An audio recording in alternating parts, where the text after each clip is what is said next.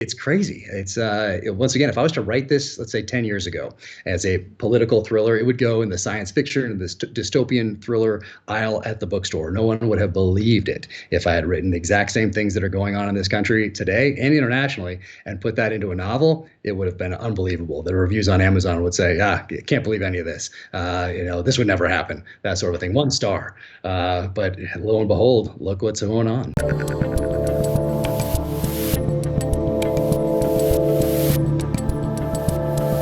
I'm Dave Rubin, and joining me today is a Navy SEAL sniper, a #1 New York Times best-selling author, and now author of the brand new book, In the Blood, Jack Carr. Finally, welcome to the Rubin Report.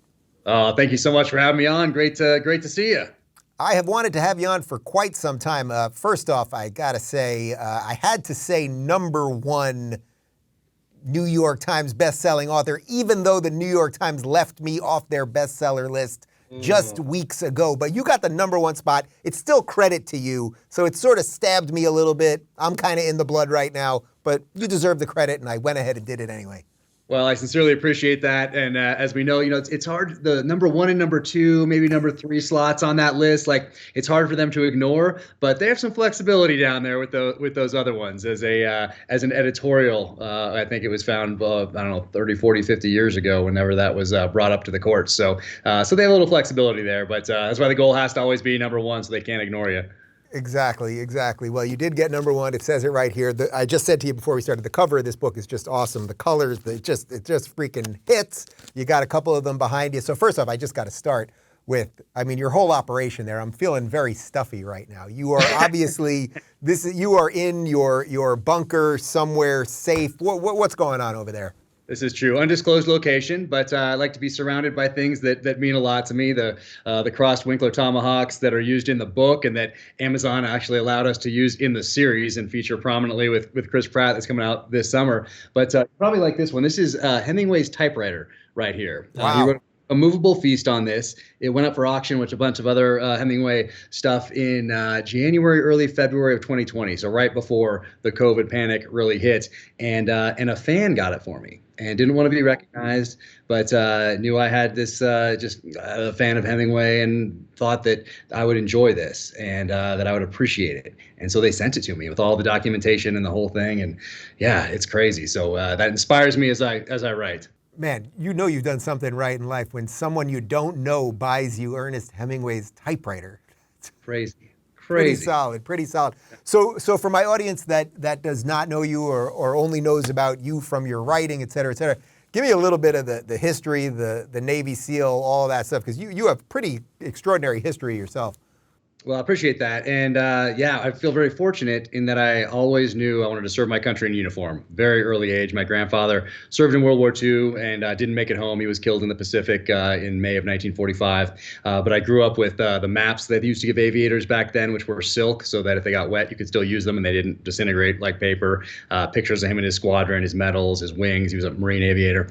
So I was just drawn to the military from a very early age. And then at the ripe old age of 7, I found out about SEALs. And my mom was a librarian, so we went down to the local library to do some research. And there wasn't very much written about SEALs or special operations back then. There were a few articles here and there, a couple of chapters in a book or two. But my takeaway that, hey, these guys are some of the most elite special operators in the world, and the training is some of the toughest ever devised by a modern military. So whether that was true or not, 7-year-old Jack was all in, and the recruiter had to do nothing, essentially. I made their job very easy. So I kept my eyes on that for really my entire life. But I also started reading the books that my parents were reading in about 5th grade. So that's when Tom Clancy's Hunt for Red October comes out, and I'm reading David Morrell and Nelson DeMille and H.J. Quinnell and J.C. Pollock and Mark Olden and all these guys whose protagonists, whose main characters had backgrounds in Vietnam, either as like Marine snipers back then, or it was Navy SEALs or Army Special Forces or CIA paramilitary. That was the typical background of your 80s action hero in the thriller genre, and then on screen as well. So it was so magical for me to read these books, and and those guys were really my professors in the art of storytelling. Although I didn't look at it like that at the time, I was just a fan, and I knew that after my time in the military, I would write books like this, the books that I was enjoying as a kid growing up. So I never stopped that reading, never stopped that studying of warfare, whether terrorism, insurgencies, counterinsurgencies, special operations. That was all just a part of my upbringing, and it was part of the foundation that allowed me to be the operator that I was, the leader that I was in the SEAL teams, and then all of that comes together as I'm getting out to write these thrillers. So I did 20 years in the SEAL team, started out enlisted, was a sniper, then became an officer, finished up as a troop commander. And interestingly enough, that's where the reader meets my protagonist in my first novel. He's a troop commander on his way out, and then disaster and conspiracy strikes, and off we go to the races. It's crazy how those things connect, huh? It is, and it wasn't the intent. I thought there were going to be two separate chapters in life, but when I sat down to write that first one, it became readily apparent that it was going to be more than just the technical details of a sniper weapon system or something like that. It was really the emotions and the feelings behind certain events that I was involved in that I could bring to a completely fictional narrative. So if my main character, James Reese, is getting ambushed in Los Angeles, I can go back and remember what it was like to be ambushed in Baghdad in 2006 at the height of the war. And I can take those feelings and emotions and apply them to this completely fictional narrative, which is why I think it stood out to Simon & Schuster, who sees thousands of books like these cross their desks every year. Yeah, give me like the best and worst moment of being a SEAL. I suspect I can guess the worst, but maybe the best. Yeah, the worst obviously is when your friend doesn't make it home and you go to those funerals and you pound your trident into the coffin and you see that widow or the kids, and so that's obviously the worst part of it. But the best part of it, gosh, I never really thought of the best part of it, but I think it's the entire experience in that you have a purpose, you have a mission, your passion is being the best operator that you can possibly be. You owe that to the guys to your right and left, to their families, to the team, to the country as a whole, to that entire mission. So I think it's that. I guess it would be the having that purpose that is so clearly defined, and when you're downrange, being solely focused on that task in hand and not having to worry about anything else, not worrying about the leaky faucet or the gutters or the baby that's crying or whatever it is. You are solely focused on that task at hand, building patterns of life on your targeted individuals, and then going out and grabbing them in the middle of the night to bring them back, ask them a couple questions, and then go take out the rest of that network. So having that purpose that is so clear, I think, is probably one of the best parts. So one of the things that I'm always amazed by is that those of you guys that have been in the military, been SEALs, been in the Navy, whatever it is, or people that have been in the CIA, the FBI. Just a couple of weeks ago, I had Brian Dean Wright on the show. I don't know if you know who he is, but he's a former CIA guy. People that get out and then do things that are ancillarily related to this, whether it's talking on YouTube for a living, whether it's writing books that are either fiction or nonfiction, everything else. How do you blend? You know some stuff that they probably don't want you to talk about. There's a way that you have to fictionize some of these things. You don't want to get in trouble. You don't want to become a character in one of your books. How do you take all of those things and make it honest and sensible and also, not so you're going to get yourself killed, literally? Right. So a lot of people think on the outside looking in that Navy SEALs know all sorts of secret stuff. And, maybe there's a couple things here and there, but really what we're doing is what every major city SWAT team is going to do tonight. They're going to go serve a warrant. They're going to go do either a no-knock or a knock warrant somewhere. They're going to bust in and they're going to grab a fugitive. So we're doing that same thing, except ours happen to be in Baghdad or Kabul or somewhere like that. And we have a few more maybe assets at our disposal to build these targets, build these target packages, and then go prosecute these targets. But there's not much secret about it. I mean, you're going up and kicking a door in the middle of the night and grabbing somebody out of their bed, essentially. I still wanted to make sure that I was complying with everything that I'd signed in the military, and I didn't want to give anything away. And I was still closely related, it's closely connected to my military time for that first novel. So I submitted it to I got some lawyers, and they said, yeah, we recommend you submit this. So I did, and they took out I think like 9 sentences, so not much. It was pretty good. Huh. And they came back to me with 45 days. They advertise 30, and what you sign says they will get back to you in 30. They got back to me in 45. I thought that was pretty good for the government. So I did the second one as well. That one month went by, then 2, then 3, then 4, then 7, and we had to push the publication date. And they got back and they took out 54 sentences, passages, words. So at this point, I can afford afford some more attorney fees. So we go and we appeal. and we tie each and every one of those redactions to a publicly available government document. So not to someone else's book or to Wikipedia, but something anyone in the world can download from our very own government. They let me win on 37. So now you can go to the paperback and you can look in there and you compare it to the hardcover and you can see what they were concerned about, but that I won on appeal. One of those things, I made up a completely fictitious CIA black site in Morocco. They took out Morocco, they took out Moorish architecture, they took out the Atlas Mountains, they took out everything that could pinpoint what country this can. And I had in my military experience, no touch points with Moroccan intelligence services or military or anything like that. I just made it up. But by doing that appeal, what are they telling us? Well, now they're telling us that there's probably a CIA black site.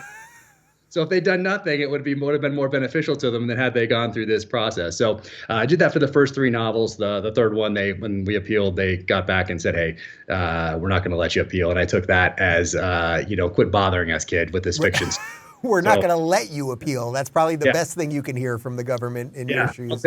I'll take it. So the next one was I went deep down the rabbit hole in my 4th one into bioweapons and bioweapons research. And so I'm glad I didn't submit that one. It was all, once again, I had no touch points with bioweapons in the military, but I went deep down the rabbit hole. And then on this one, on In the Blood, deep down the rabbit hole on quantum computing, artificial intelligence, and mass data surveillance and data storage of U.S. citizens. And that was more terrifying than the bioweapons research that I did on the previous novel. That sort of tells you everything you need to know about that. So you're making the movie, and as you mentioned, Chris Pratt is going to be in the movie. And Chris Pratt, who's an awesome actor, and what I think is so interesting about him is the guy has managed to stay in Hollywood despite his politics being outside of the norm of Hollywood.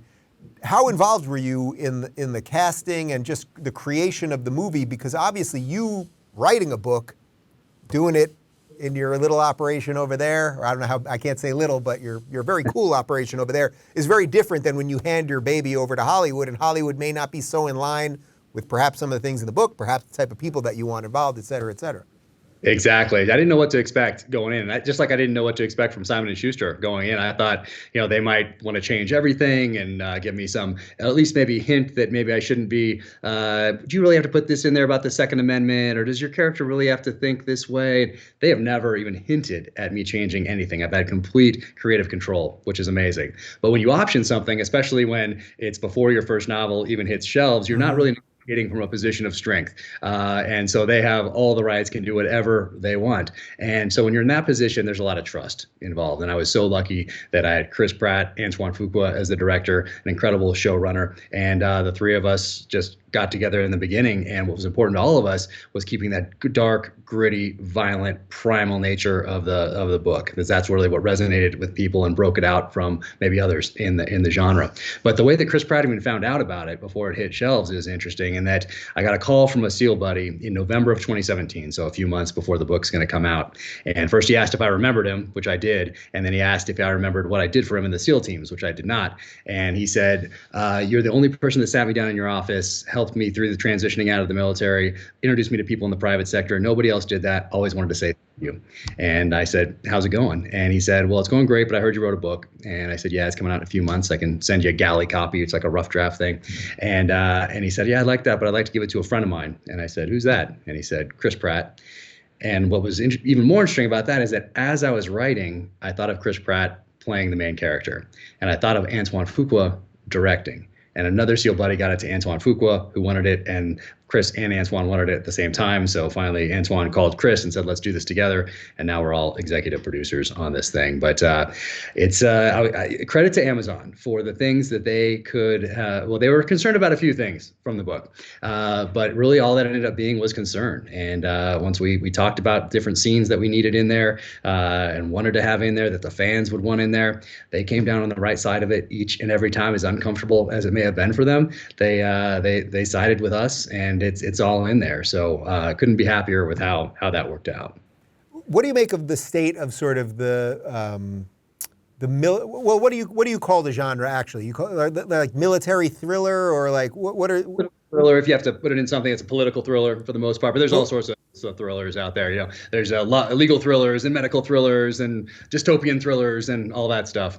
But yeah, it's a political thriller. So political thrillers, and I think of the more in certain, like there's certain political ones that are very much in the politics part, and then ones that are a little more in the military part. I can think of so many. You mentioned Tom Clancy. I mean, I can think of so many incredible movies from the 80s, or really sort of early 90s that were just like, there were just every other week there was just another awesome movie. You mentioned Hunt for Red October. What do you make of the state of the genre right now? Because, you know, everything is so politicized these days. I find when I open up Netflix or Hulu or Amazon, for me personally as a politics guy, I'm often trying to avoid politics a little bit. That's just me. But what do you make of the general state of things? And I'm a guy that I love explosions, I love thrillers, I love all of these movies. I'm just curious what your take on that is.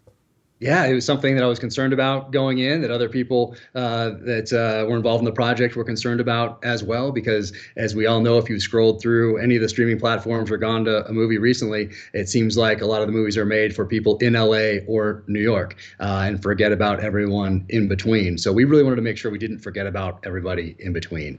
And it was interesting in that a lot of people's view of Hollywood comes from seeing maybe a clip of the Academy Awards or a Golden Globes, and since an actor, a director, or producer on stage saying something kind of crazy, and you're kind of like, oh, Hollywood people are all totally weird, and oh my goodness, I can see where this is going. But on set, I had 350 people on set making this series. It's an 8-part series for Amazon, and I made this thing called Video Village. So the executive producers, we have our screens and we have our headphones on, and we can watch what's going on and make notes and all the rest of it. And the other executive producers told me they hadn't seen this before, but so many people on that set would come up, track me down there, and like the hair and makeup person would come in and say, hey, my son is going to boot camp tomorrow. He's a huge fan. He follows you on Instagram.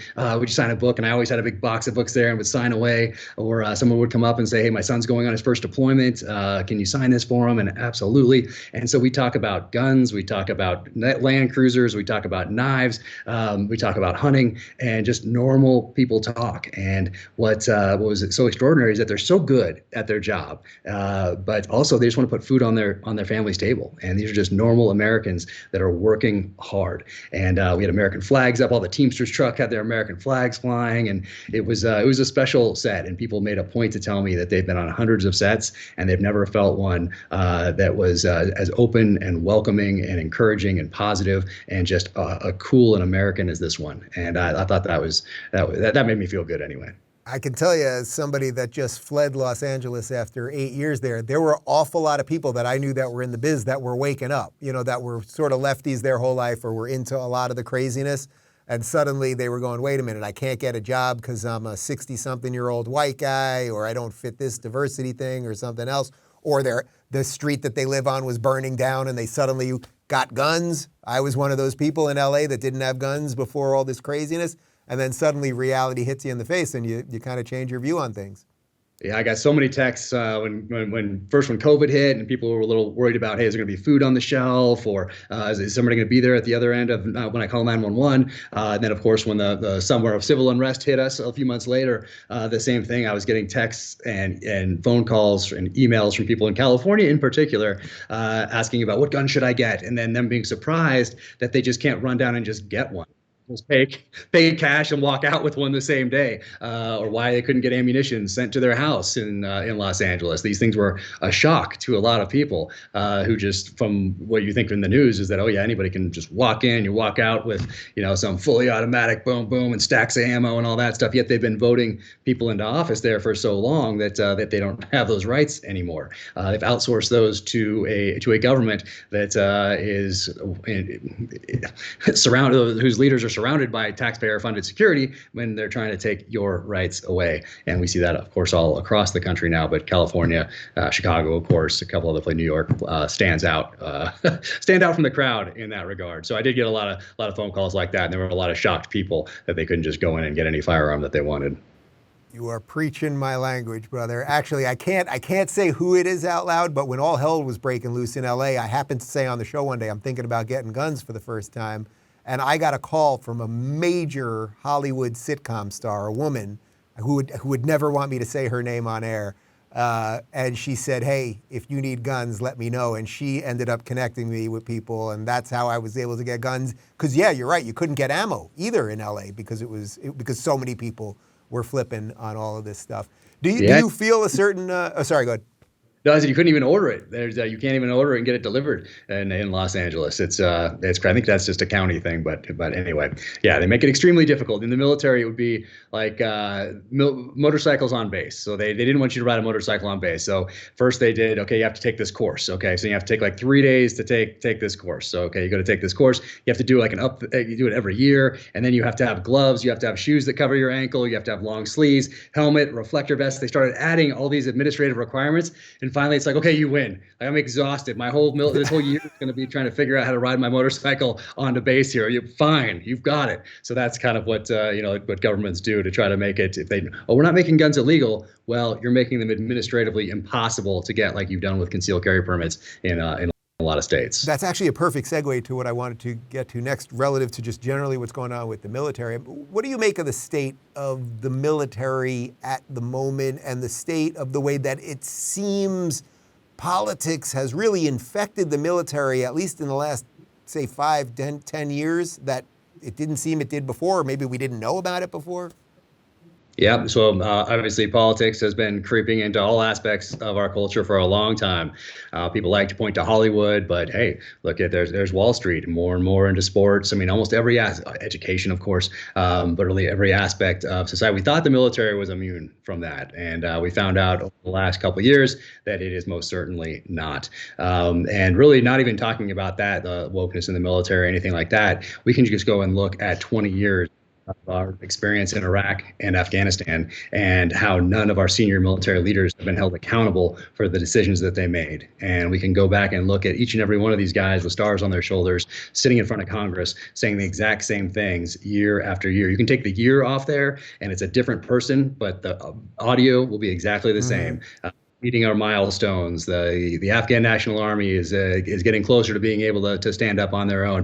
We just need more resources, more people, more funding, more equipment, whatever it is. And then the Afghanistan Papers was published, and I hope more people read the Afghanistan Papers by Craig Whitlock, because what he does is takes these interviews that these senior level leaders thought were going to remain classified, juxtaposes it with what they were saying in front of Congress, so to the American people, to Congress, to their troops, and essentially you have two separate stories, 180 out from one another. And so they are essentially lying to their troops, lying to Congress, lying to the American people, and these senior level leaders continue to fail up. And we see what happens when we continue to do that year after year and hold no senior level leaders accountable. We have a withdrawal from Afghanistan that looks like what we saw last August, which the media, of course, doesn't even talk about anymore, but we all got to watch with our own eyes. And it's also why everyone in this country with a little bit of common sense could comment on it, because you didn't need to have a touch point with the military or study strategy or tactics or military history at all. You could just look at that and apply some common sense, which is something that Karl von Clausewitz said was the most important aspect of any military leader, any combat leader, is having common sense. And so anyone could look at that and say, why are we giving up this tactically advantageous position at Bagram and putting America's sons and daughters in a tactically disadvantageous position when we've had 20 years to prepare for this eventuality? And this is the best the United States military can do. This is the best that we have. This is what we are giving our sons and daughters, as we're putting them in this position. Now, if you've done that at the tactical level as an 03, so as a captain in the Army or a lieutenant in the Navy or something like that, or as a chief in the Navy or something, a sergeant, you'd be court-martialed, sent home if you just. And our senior level leaders, what do?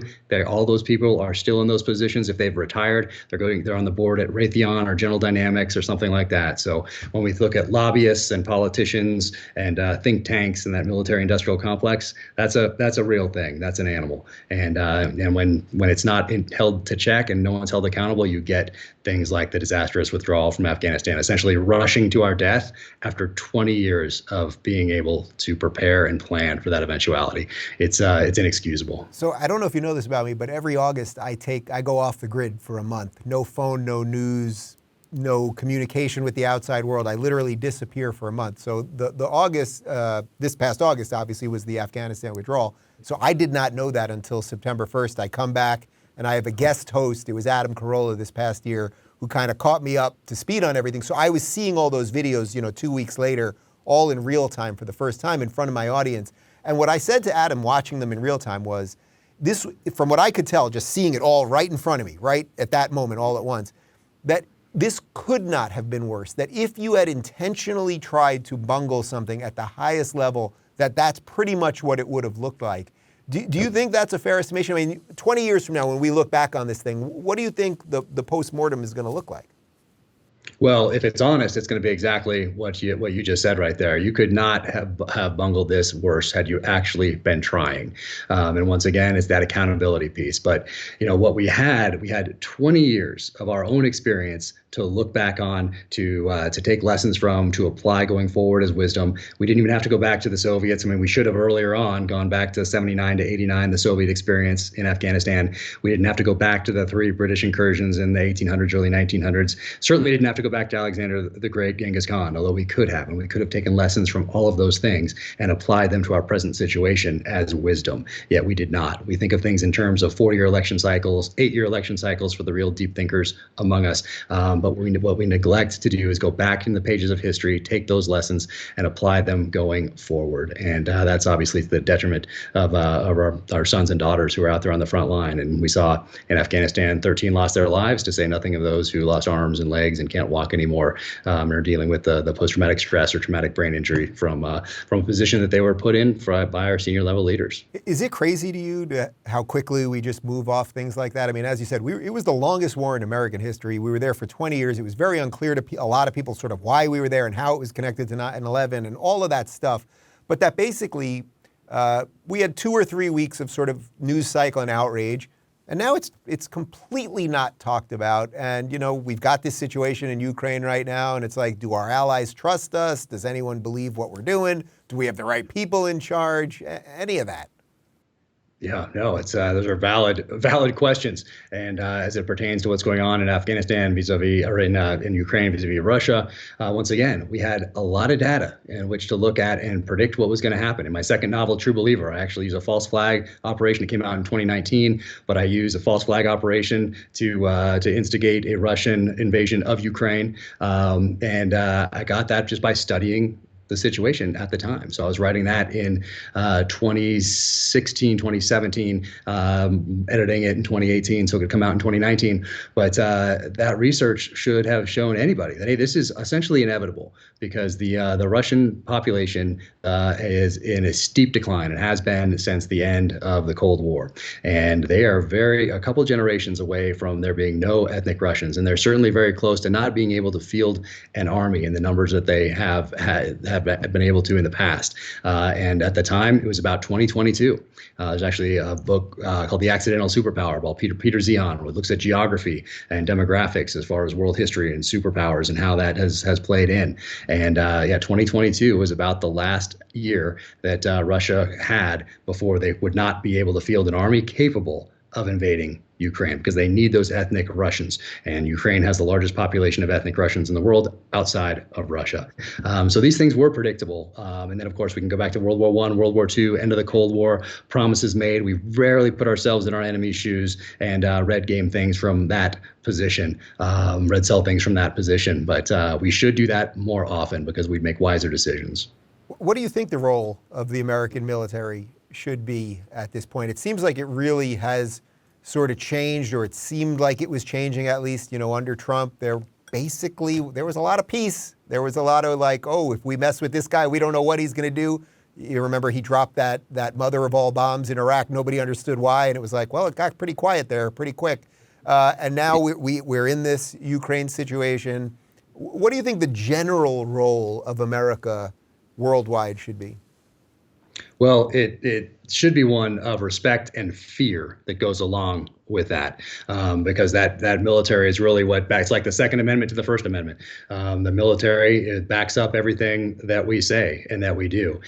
So if we have this strong military that is more concerned with other people's borders rather than our own, well, essentially we're seeing an invasion across our southern border right now that's, once again, not really talked about in the mainstream press. It's been going on for quite some time, but we have all sorts of issues like that. And and we have a Department of Defense. After World War II, it used to be the Department of War, the War Department. Then it changed in 1947, and really since then we haven't done very well in conflicts. And that's the exact same time that accountability shifted. And by shifted, I mean that we started not holding our senior level leaders accountable. When we talk about George Marshall, He's most known for the Marshall Plan after World War II, but really what's more important is what he did in the lead up to World War II and during World War II, which were fire those leaders who didn't cut it. So he put all those guys in positions whose names we know today as leading us through, that led us through World War II to victory. But had he not done that and just let those people who were in those places that weren't cutting it, I mean, who knows how World War II would have turned out. But he fired people that didn't cut it. After World War II, and we shift over to the Department of Defense, things start to change. Korea, Vietnam, and obviously what we see today. And we, for whatever reason, we're hesitant to hold these senior level leaders accountable. But we can trace it all the way back to the end of World War II and in 1947. But today, we're in an interesting position in that, yes, we have we have 20 years of experience. And we have this technology that has just been racing forward when it comes to our weapon systems, and so we take those tactical lessons learned, take these new weapons and the technology as far as tracking and targeting and all the rest of it. We should have the most feared military on the planet. Yet we have a border that's just porous, essentially. And we see what we saw in Afghanistan. So with all that technology, all those lessons, we still get that outcome in Afghanistan. So if I'm the enemy and I'm looking at that, that gives me some wiggle room, and that gives me some lessons learned to apply to my future battle plans that probably go more than 4 to 8 years in advance. I can think decades. I can think even centuries if I'm China, and I can apply these lessons to those battle plans. So it's not that hopeful, I sense, is what you're saying. Right. Well, my audience knows I try to talk about the serious stuff, and then there's got to be something on the horizon, some hope. I mean, what are some of the mechanisms we could do to fix some of this stuff? I mean, I don't sense that this administration is going to go in and fix the things you're talking about, because they seem to be aiding and abetting it. You talk about the southern border, it's like they're the ones that are freaking opening this thing up. 900,000 new people roughly in the country in the last year, according to Mayorkas from the Department of Homeland Security. So, like, what are some of the things that maybe could be done to reverse some of the damage here? Yeah, first, like the top 3 things: holding senior level leaders accountable, just like you hold junior level leaders or soldiers, sailors, airmen, and Marines accountable. So that's one. That sends a message, because when you don't, what message does that send to those people who want to put a star on their shoulder or want to put another one on their shoulder? You're sending a message, regardless of which one of those things that you do. So holding those guys accountable, one of the top priorities. Next one, border, sealing that border. That has to happen. And then third biggest one is becoming less reliant on China, particularly where it comes to technology side of the house and pharmaceutical side of the house. So things that it's just insane that we are reliant on essentially our enemy for things that are paramount to our national security. So those 3 things right there, and they seem so simple. Once again, apply common sense to this problem. That's what I did on the battlefield. You just look at the chaos that's going on. You look for gaps in the enemy's defenses. You look to capitalize on momentum. You look to adapt, because the enemy is certainly adapting to you. That's what I do in the pages of my novels. And you can do that same thing looking strategically at an issue. So those 3 things, I think, are as simple as they sound, somehow escape the the thought process and the strategies being put forth by our senior level elected officials, not leaders. I like to make sure that I differentiate that. Indeed. They are elected. I'll grant them that. Leaders, I'm not so sure, at least this current crop. Are you kind of amazed, though, at the level of incompetence or just general ridiculousness? I mean, during the State of the Union address, Biden's talking about COVID, and he keeps saying we're going to get everybody, COVID tests. And then he's also saying that we're going to be making things in America again. He's suddenly repeating a lot of the Trump stuff. But, when Trump said it was racist, now it's not racist. Okay. And then the tests show up at everybody's house if you ask for them, and you're not going to believe where they were made. Made in China. Can you believe it? Like, that level of disconnect between, I think this is what you're getting to. They say one thing, then the stuff shows up at your door. Oh, COVID test made in China. We can't even make the COVID test here. This is one of the 2 big things you were talking about, although it was mostly about Ukraine. Yes, no, the made in China, I think when they first they changed Rangers in the Army to tan berets. And I think when those first batch showed up, they all said made in China. It's not. And I think this is pre-September 11th. I'm going back in the memory banks a little bit here, but I seem to remember that that being an issue. But the levels of incompetence across the board, and it's sad that I have to include the military in that, but for sure in the political space, I mean, it's staggering. But I think what we're getting are people that it's interesting. The people that are called to serve our nation as politicians also happen to be very savvy investors. It's incredible It's how weird. that. It's so strange how they enter politics and making 60 grand a year, 100 grand a year, 120, and then leave with a bank account significantly fuller than when they entered because of some very savvy investment moves. So there is that, but the levels of incompetence and the hypocrisy that is just ignored by most of the media, and that means, and this all also ties into big tech, where you can now control not only behaviors but thoughts. So it's not just buying something; it's controlling our thoughts now, and that part is and of course now we have the Ministry of Truth and this misinformation, Homeland Security Department. I mean, oh my goodness, it's crazy. It's once again, if I was to write this, let's say 10 years ago, as a political thriller, it would go in the science fiction and this dystopian thriller aisle at the bookstore. No one would have believed it if I had written the exact same things that are going on in this country today and internationally and put that into a novel. It would have been unbelievable. The reviews on Amazon would say, can't believe any of this. This would never happen, that sort of thing. 1 star. But lo and behold, look what's going on. So with all that in mind, although I sense that you're above ground because I think I can see a window, or at least a reflection of a window over there, my guess is that you're a little bit of a prepper to a certain degree, and that you're obviously at least self-reliant to a fairly high degree, let's say. What do you recommend people kind of do in terms of not being so reliant on all of these systems that don't really seem to be working that well? Right. So I've always been into being prepared in general. Since I was a little kid, it just was natural to me. And as I put more thought into it as I got older, I realized that, hey, for only a very slim portion of human history have we been able to outsource our protection by calling 911 or having a standing military, and then also being able to outsource where our food comes from, and just having something that's wrapped in cellophane that's labeled meat of some sort that you grab off the shelf and throw in a cart without a second thought of where it comes from, what went into getting that to the shelf. We've become very comfortable in this country, and for whatever reason, my whole life I've recognized that and just taken steps to be as self-reliant as I can. But we had a very slim window there where people started. We talked about the guns in LA, and where people realized, hey, maybe society is a little more fragile than I thought here. And for most of human history, yes, it has been very fragile. And for most of the world today, it is fragile. Look at Ukraine, of course. So for a little bit of time there, some people questioned how prepared they were, how reliant they were on the government, how reliant they were on our systems that get food into our grocery stores. And maybe they took some steps like you did to get a firearm and get training with that firearm. But man, a lot of people went right back when things started to kind of calm down a little bit, went right back to the old ways and got very comfortable again. But I think it's just recognizing that, hey, society is fragile. And as a provider, for me as children, a wife, I'm responsible for them, and recognizing that we have this responsibility. And what does that mean then? Well, it means that I need to be able to defend myself, this gift of life, and the lives of my children, my spouse, and then be able to put food on this table. If we can't go to the grocery store, how are we going to get food on them? How am I going to provide for them in that respect? And you can go from the smallest, most seemingly insignificant thing until you need it, like a fire extinguisher. Does the babysitter know how to use that? Do you know how to use that? Let's go in the backyard with the kids, make a little fire, and have them put it out, so that the first time they need to do that, they're not scrambling to figure out and read the directions on this thing. So something from as basic as that to having a little bit of food, a little bit of water, just so that maybe you can make it a couple weeks, and then of course you can take that as far as you want to go.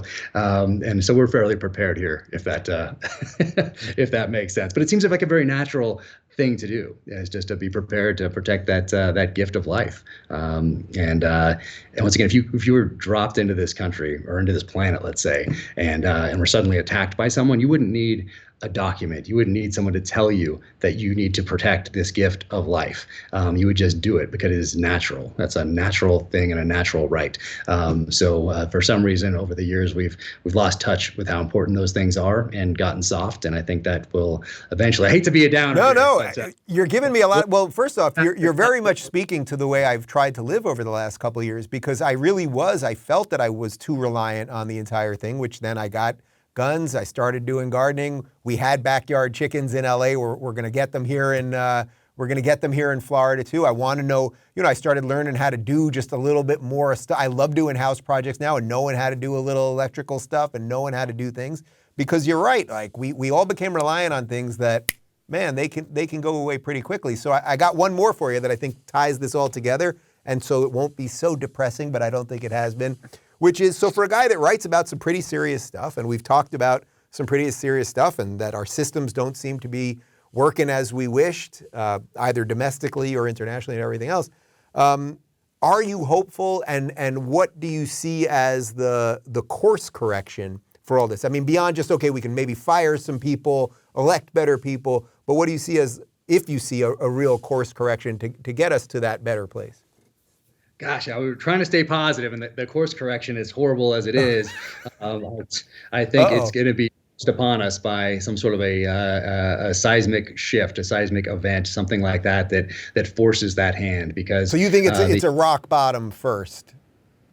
I think so. I mean, it's when you have two paths and one is very easy and comfortable, most of the country seems like that's the way that they're going to go. And you have to really make an effort to go that other way, to be prepared, to be self-reliant, to educate yourself, to read books on history and appreciate why we have these rights and options and opportunities that we do. And go back to the inception of this country up until today and realize the sacrifices that were made for us. And now we have people in this country that are actively trying to restrict those rights that people died to give us over the course of our history. So there's an appreciation aspect there. I took my daughter to Pearl Harbor this last December for the 80th anniversary commemoration events. We volunteered with the Best Defense Foundation, and we took 64 veterans aged 96 to 104 back to Pearl Harbor. And these guys, a lot of them lied to get in because they were too young to go defend their country. And so she had this touch point with this generation that sacrificed so much for us and then came home and got back to work. She'd read about them. She'd heard me as a parent talk about it, but it was different for her to sit down across the table, share a meal with these guys, hear their stories. And they loved talking to someone. She's 16 and talking to someone of her generation. It was just, it was an incredible event for her. And I think it changed the direction of her life, actually. So that ties back into that appreciation of what we have in this country. And then what is our responsibility to those people who sacrifice so much for those next generations? What do we have to do now so that future generations will have those options and opportunities that we enjoyed? And we're at a pivotal moment in U.S. history. And we talk about the First Amendment. I mean, we're on this platform right now. We're talking. We're free to say whatever we like here-ish. But hey, what about this Ministry of Misinformation campaign, Ministry of Truth, and all that sort of a thing? And when we have people who typically were the guardians of that First Amendment, so let's say lawyers, publishing houses, newspapers, magazines, that used to be the front line of defense. God. Calling for censorship. I mean, that's a seismic shift right there that should be alarming, because the one thing that used to bring us all together, no matter what your thoughts are on the Second Amendment or whatever else was going on, that First Amendment bound us all together as Americans, because we'd stand up and fight and die for your right to say something, especially if we disagreed with you. And now that's changing, and social media is weaponized, and politicians want to weaponize against each other, so we can be more divisive, so that they can stay in power and make those savvy investments that they are so good at making. Jack, I think the final summation is get a chicken coop. Is that what you were basically trying to say? The way you lit up when I said chicken coop. Water, yeah, because we have one. Going in right out here. I think it's just, appreciating where we came from and taking some steps to be a little more self-reliant and that educating yourself and your children along the way. I think sometimes that's all we can do. Right on, man. The book is in the blood. I'm telling you guys, this cover, this feels like a freaking book. The book should be here. We dropped the ball on that one. The book should have been there. We're going to link to it down below. I've enjoyed talking to you. I hope you'll come back. Great talking to you. Take care out there. Thanks so much. If you're looking for more honest and thoughtful conversations about lifestyles instead of nonstop yelling, check out our lifestyle playlist. And if you want to watch full interviews on a variety of topics, check out our full episode playlist. They're both right over here. And to get notified of all future videos, be sure to subscribe and click the notification bell.